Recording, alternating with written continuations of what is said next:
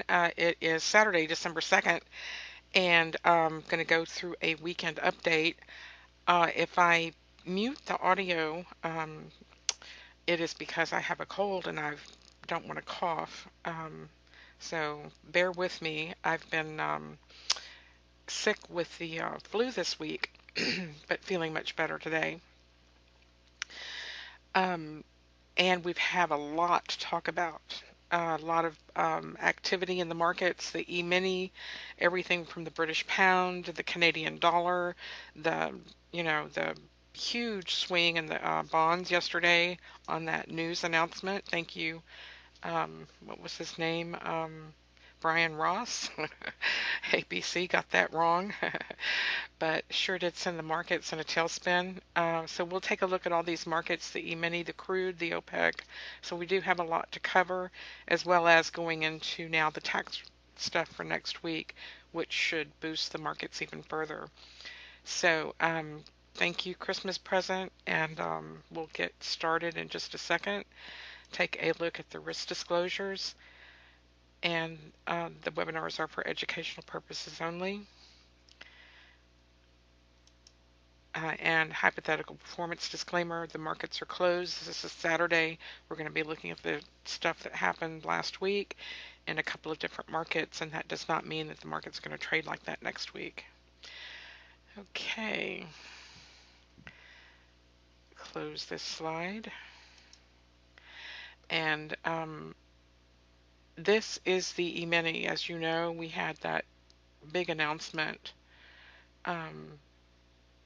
and of the incorrect announcement, and people started figuring it out. And of course, usually when you get a spike, a big spike, it's gonna, you know, go back to the mean, the middle, and that's what it did. And then of course the tax stuff started getting announced, so that helped it come up, and it closed on the close, but at the top of that range.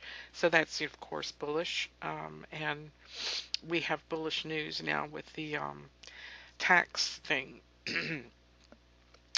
So I have a couple of methods to trade these events, or just generally. I like to look at the market analyzer, and when I find a market that's either the leader or the on both sides, the bonds, just I mean huge range. Um, you want to be able to participate in those markets, especially when they're breaking a range, or with the higher time frame trend, for instance, very powerful trading combination. So that's how you can look for your markets, gold, whatever, the euro, and then go to that market and then try to find an entry on a lower time frame. So I've created this new template, the MACT, haha, but that's the market analyzer chart template. So I've got these combinations now on the chart. So if you like, for instance, a higher time frame super trend, so you want that higher time frame to be in existence in the direction of the super trend, you can wait for that condition to exist and signal for you so that you know when to go in and trade on the lower time frame chart, and set your chart up to take trades in that direction. I've got a new template here, the high-low 2, that really helps me get inside those pullbacks. So for instance, when you get market moving in the direction you want to go, for instance on this snapback, so we had the news event and it flushed down. So to trade it down, you can trade it down on your normal setups, which is pile in short. Usually on a big news event like this, you just get in and lower your position size and give yourself enough room for the volatility. So here, this is very helpful to show you the standard deviations for these ranges on the cycles. For instance, to help you with your stop, anything above this you want to be out because the market could be turning around, like right here it changed direction.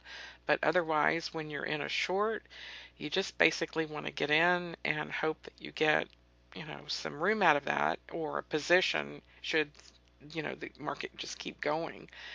um, but here the market snapped back, went back to its middle, and so you can trade that back up on these pullbacks, either at what a standard deviation level that you like. I've got different ways with my Keltner bands and Bollinger bands, or Keltner bands, to set up those ATR levels so that you get the middle of the move. Or you can just put it on your normal chart. Here it is. Here's the direction guide template, and I just have it on long direction. So get in long and try to take a trade at that time. And again, if you can get in on the middle of the move, even better on a pullback. So I start looking forward to those pullbacks, and I'm interested in engaging the market at these locations. And again, I like to trade with the super trend, so I know the direction. And once that super trend sets up on my lower time frame with this higher time frame chart action on my MACD, so that's when I want to be engaging the market. And again, several different entry methods, and I use Blackbird to enter the market, and you can use Raven also, or your Ninja ATM. Nothing wrong with the Ninja ATM, it's awesome. And again, wait for your entries, and these are automatic to get you in at the location.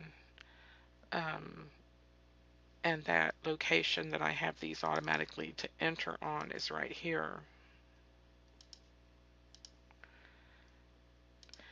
And so your risk is minimized.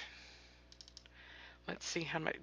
Again, you need to widen your volatility, but you can see anything below really this down outside band. This is where you want to be wrong and have the trade turn around. But here you're not, I wouldn't be necessarily firing off a long here, but once it crosses back over the band, so you go through it, I want that recross back up at that location, and with your risk defined either like a couple of ticks outside this lower band, generally works. And that way you can catch all these pullbacks as they occur. You never know if they're going to fire off at this outer band, like this one made it all the way up there. So that's a great time to enter back in the market when it crosses and then recrosses back up, because you can what you're looking for is just to trade this part each time on each touch and then exit. Okay, all right, that's one way to do it. And let's take a look at a couple of other markets. Like I said, it was really a big week. The bonds, for instance, let's take a look at that. That was a huge move. A huge. Um, I think it moved its entire monthly range in about 2 minutes. So let's take a look at it.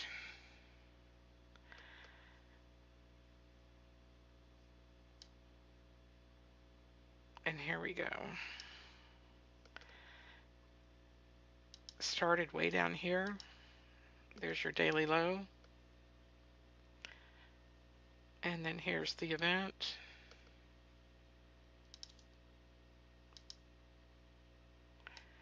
And like if you're going long, it's like this is a great location to get back into if you are fortunate enough to watch it make that recross either on the outside band, or if you're not so adventurous, on the mid band at least, and that way you can trade your bands from the lower to the upper using price as the upper,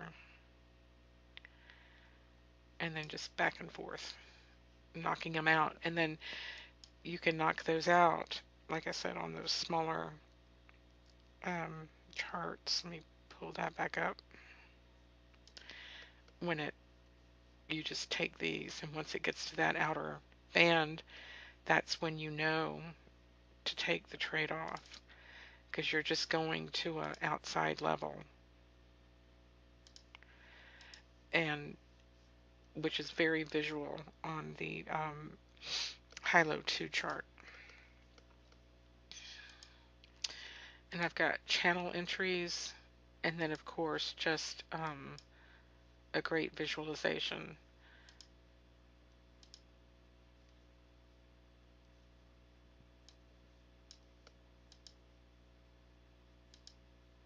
Okay.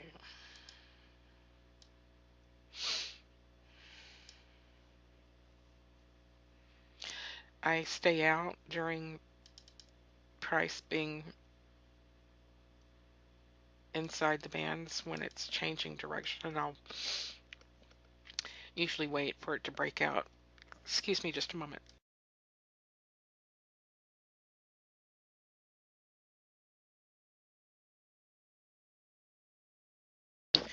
So this is helpful for me just to take a breath and then wait for the opportunities to set up. But again, really the basis for the way I do it is I use the market analyzer. So let's take a look at the UB over here.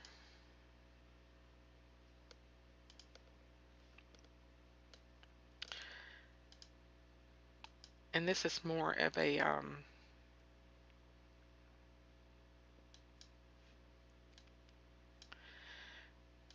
range market.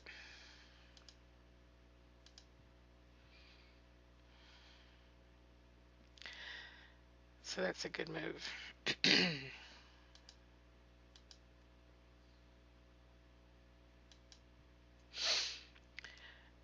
Let's take a look at the Canadian dollar. It made a big move, huge move, had a nice downtrend, and then it turned around and flipped up.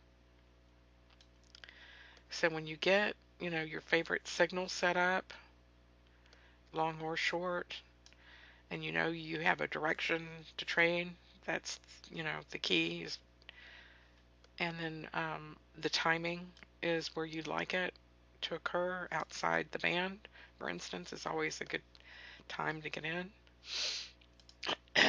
Take it down to that lower time frame chart.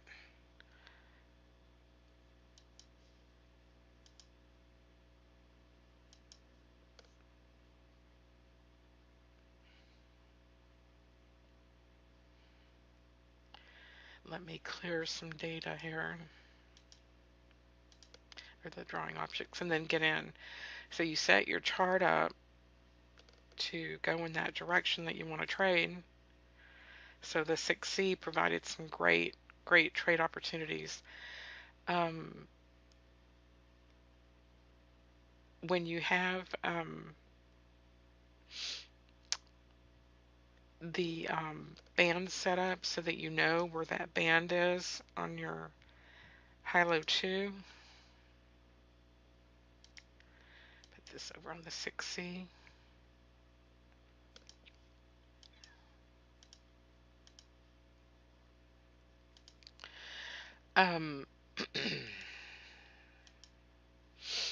And those are some automatic entries set up for Blackbird that I have, and that executes on the midband.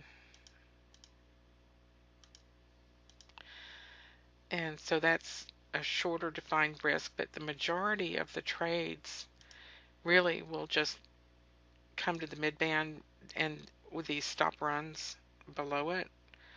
But If you'd like, just wait for it to cross back. Now, sometimes it will get you in, get halfway up to that bar, and then turn around for that stop run. So that's why you have to understand what you're doing and manage the risk accordingly. So if your risk is from the mid band to the bottom band, then you want to be able to at least get a one-on-one on that. So flip it up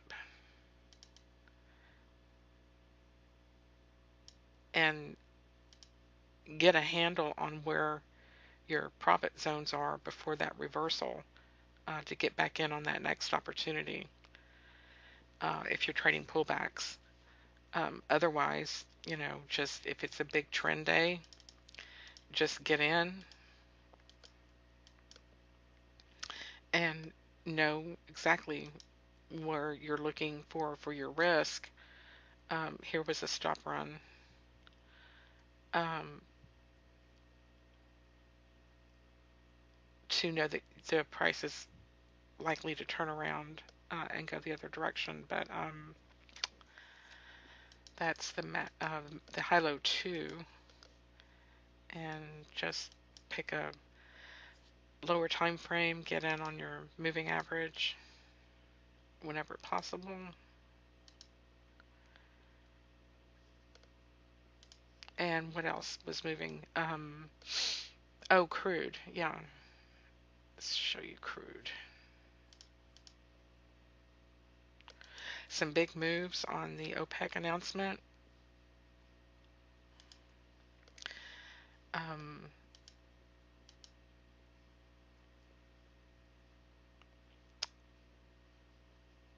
breaking a range is a good time to get in. And I like to do that with the higher time frame. Here it is.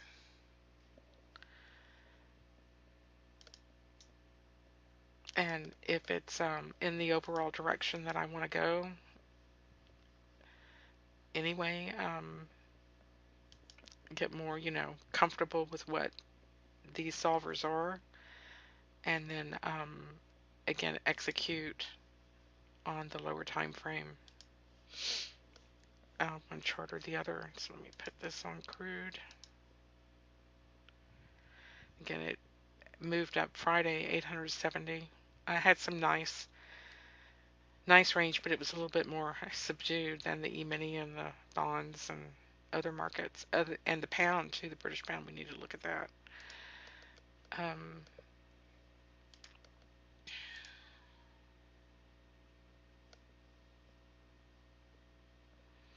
and you can see that this market flips around a lot.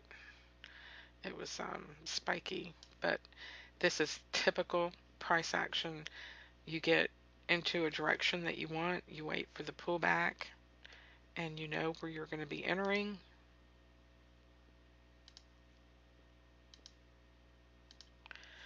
And then defined risk, because you don't want to be entering down here because you could get a huge pullback. You want to be entering at the pullback and go forward.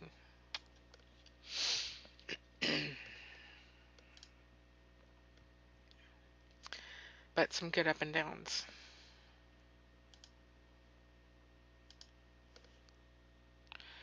And let's look at the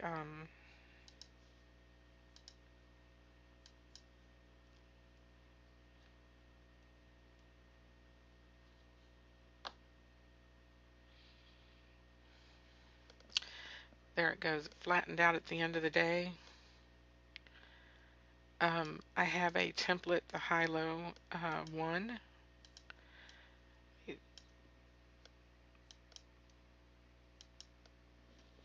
That's the revised high-low inflections. Give this a second to load.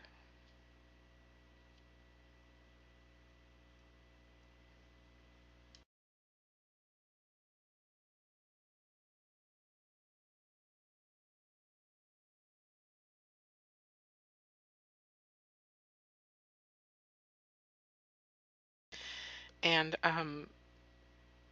so you know when the trend is over and stop hitting those longs, right? Pretty clear. That's why I'm, um, color coder, color coding. So you want to be entering long when the condition exists, and then either set it up to go long then, or just your inflections, and don't trade the chop. So, and again, anytime that you can try to get in at your bands, the better. And also utilizing the same technique on the MACD, making sure you can time it when the market analyzer is showing you. You've got your higher time frame trend, your super trend. It's above the prior high.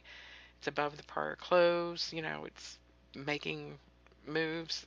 So definitely, that's when you want to try to scope this out and get in. British pound. I had some good price action.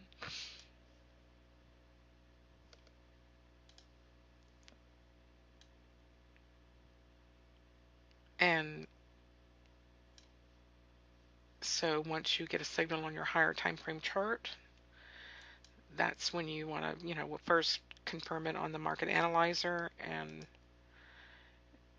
it got a little bit profit taking at the end of the day, but taking it down to your lower time frames. And if you don't want to use a 49, see, you're not really using 50 ticks, $500, um, which is what it is, $500 from tip to toe to turn the market around. You can shorten this if you want, to 25 ticks, but really you're not using the 500. You're splitting it in half or in fourths. So you are minimizing your risk a little bit. And if you just want to, however you want to trade it, risk behind the mid band by a certain number of ticks is how I have it set up in Blackbird, and that can be customized, or you can trail this higher band if you're going short, or the lower band if you're going long. But you can also, of course, change your bar size. If you want a 25 tick bar before it turns around, you're going to get more turns, but you're also going to get more trade opportunities too. Especially if you're timing it with that higher time frame on your market analyzer. I mean, the this is what we're looking for. And trading between here and this climbing bar here. So here's your outer band.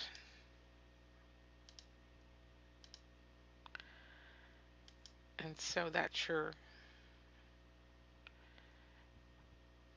target range.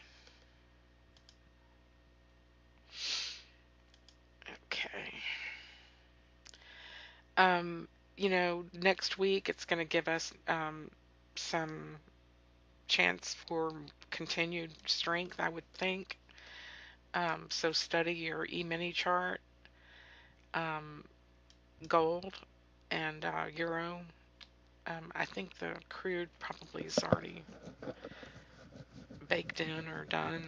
I don't know how much further that move has, but definitely try to familiarize with what a good entry looks like.